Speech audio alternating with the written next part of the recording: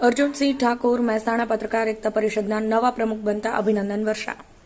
Mehsana circuit house ખાતેના conference હોલમાં આજે રવિવારે સવારે 10 કલાકે પત્રકાર એકતા પરિષદની મહેસાણા જિલ્લાની મીટિંગ યોજવામાં આવી હતી, જેમાં તાલુકા અને જિલ્લાના પીઢને અનુભવી પત્રકાર ભાઈઓ બહેનો મોટી સંખ્યામાં ઉપસ્થિત રહ્યા હતા. પ્રદેશ અધ્યક્ષ ખાસ આ કાર્યક્રમમાં ઉપસ્થિત રહ્યા હતા. પત્રકારોને સંગઠન વિશે ટોપ ટુ બોટમ વિગતો, દ્રષ્ટાંતો સાથે સંગઠન કેવા લોકો માટે કામ કરે છે, કેટલી સંખ્યા છે, સંગઠિત થવાથી થતા લાભ અંગે પણ માર્ગદર્શન આપવામાં આવ્યું હતું. કાર્યક્રમના પ્રારંભે સ્વાગત બાદ સૌનો પરિચય અને ઉપસ્થિત મહેમાનો, પ્રદેશ અધ્યક્ષ સહિતનાઓનું ફૂલહાર પહેરાવી શાલ ઓડાડી સ્વાગત કરવામાં આવ્યું હતું. પ્રદેશ પ્રમુખે સંગઠન વિશે વિગતે માર્ગદર્શન આપ્યું હતું.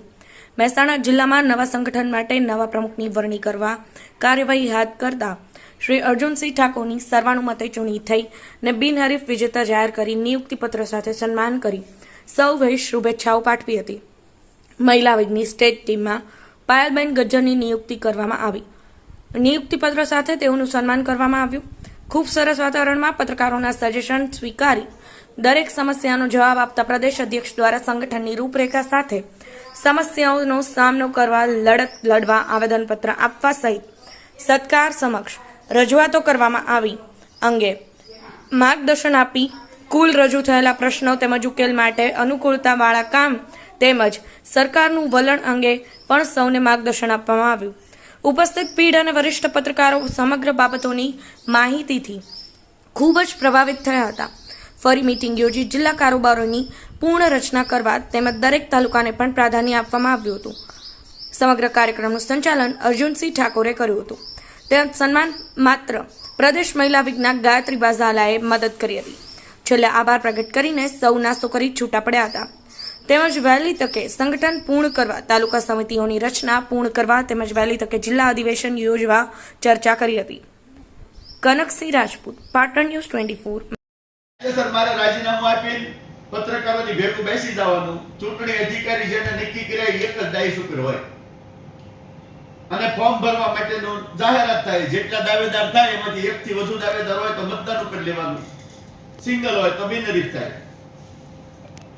એવું દરેક જિલ્લામાં કે તાલુકા સુધી આપણે ચૂંટણીથી પ્રમુખ નક્કી કરીએ છીએ. ક્યાંય કોઈની શરમા શરમીમાં આવીને હું એમને નિવડણૂક કરી દઉં ને ત્યારે આ એક પ્રથા પડી જાય. ફલાણી જગ્યાએ તો તમે આમનો પ્રમુખ બનાવ્યા છો તો અહીંયા આને બનાવી દો, એટલે લાગુ ગોળો વિષય ઉભો થાય. ફરીથી મીટિંગ મળે ત્યારે એની કાયદેસરની ચૂંટણીની પ્રક્રિયા થાય અને ચૂંટાઈને જ પ્રમુખ બની શકે. એટલે પ્રમુખો માટે આપણે ચૂંટણી ફરજિયાત રાખી છે. બીજી વાત, પત્રકારોની અપેક્ષાઓ ખૂબ છે, પત્રકારોની સમસ્યાઓ ઘણી છે.